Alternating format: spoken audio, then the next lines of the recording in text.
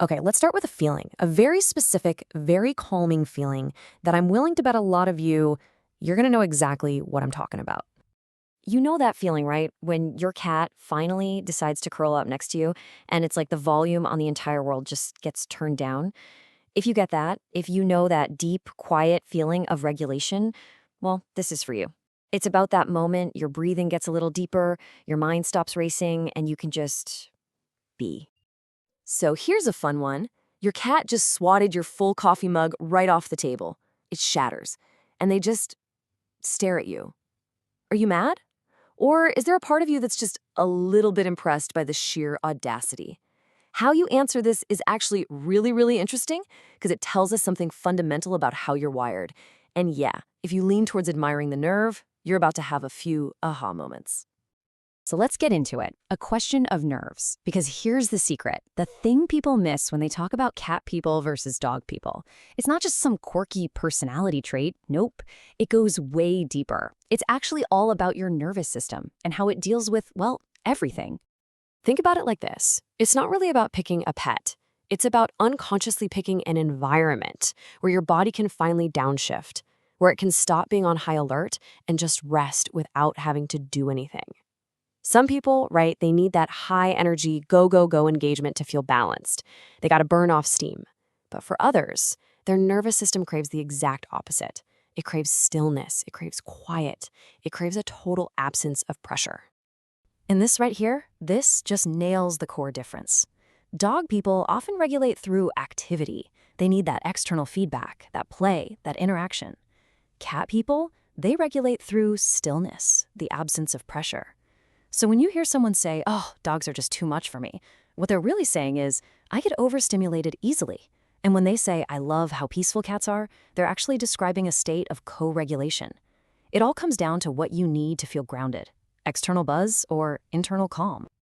Okay, so this brings us to a really crucial point, connection without performance. Because this need for a low-pressure zone, it doesn't just stop with pets. Oh no, it bleeds into everything.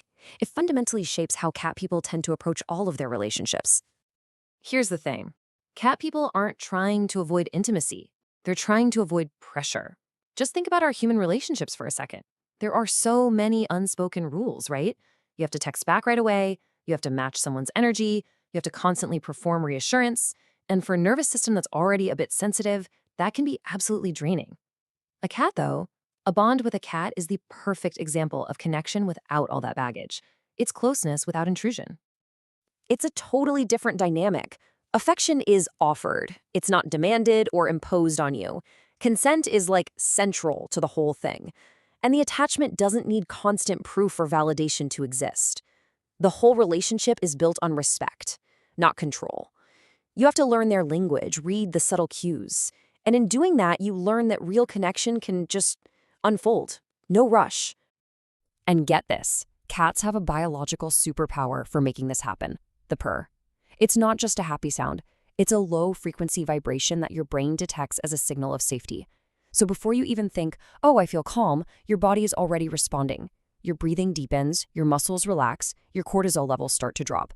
It is literally co-regulation without a single word. Comfort without any performance.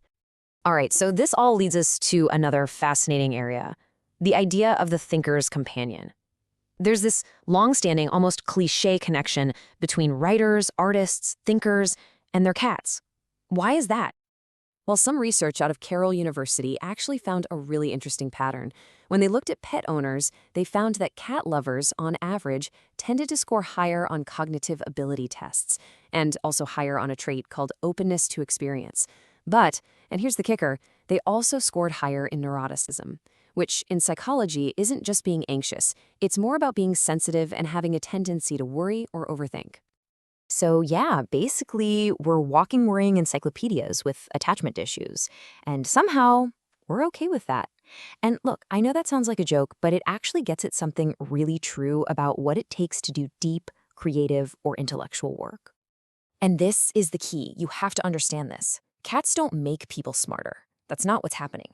They protect the conditions that intelligence needs to actually work. Think about it. Real creativity, deep thought, solving a complex problem, that stuff requires long, unbroken stretches of mental quiet.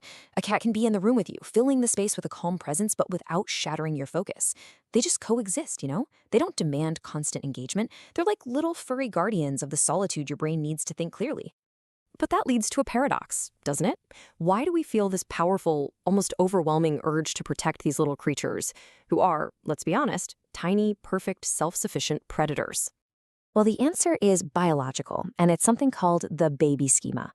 It's basically a set of physical features that are hardwired into our brains to trigger a caretaking instinct. It's an evolutionary shortcut. And what are those features? Big eyes compared to the face, a rounded head, a small nose, soft movements. Sound familiar? Domestic cats hit almost every single point on this checklist. So when a cat looks up at you with those big eyes, your brain doesn't have time to think. It just floods with protective, nurturing impulses. It's not registering hunter, it's registering baby. Okay, so let's tie this all together. What does this mean for you? The person who feels their whole world just settle the moment a cat is in the room. What's the big takeaway here? It means being drawn to cats is a sign that you're wired for subtlety. You're wired for presence without pressure, for a kind of connection that doesn't demand constant output from you. It doesn't mean you're cold or avoidant or anything like that. It just means your nervous system is smart. It found what it needed to feel safe and calm in a world that is, let's face it, pretty overwhelming a lot of the time. Cats get it. They don't mistake intensity for intimacy. They just exist with you. And maybe that's the most beautiful part of it all. We live in a world that's obsessed with being needed, with being indispensable. But you've chosen to love something that stays not because it depends on you, but because it prefers to be with you. Think about that. It's a relationship based on choice, not necessity.